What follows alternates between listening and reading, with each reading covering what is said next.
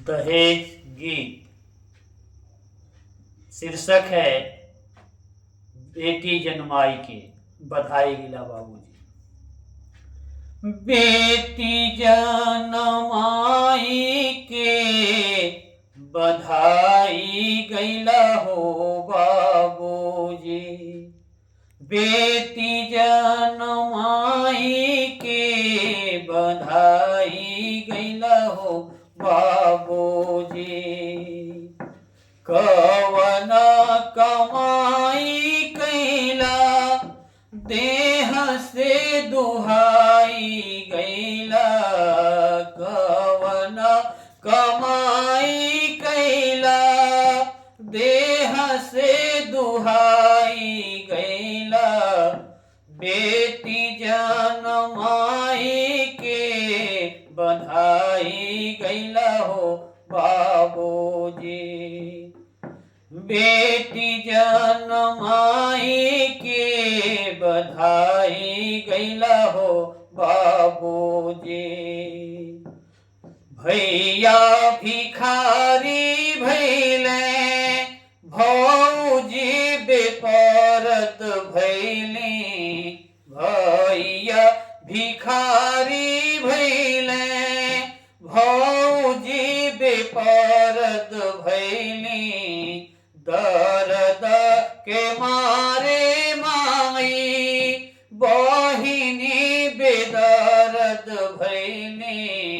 दर्द के मारे माई बहिनी बेदर्द भैली। रोआ रोआ दूही के रिन्हाई गैल हो बाबूजी। बेटी जन्माई के बधाई गैला हो बाबूजी। नूनवा के थुई थुई दूधवा के गारी गढ़े। नूनवा के थुई थुई दूधवा के गारी गढ़ला। सासु के जुनून हमरे खून में फर्क काढ़े। सासु के जुनून हमरे खून में फर्क काढ़े।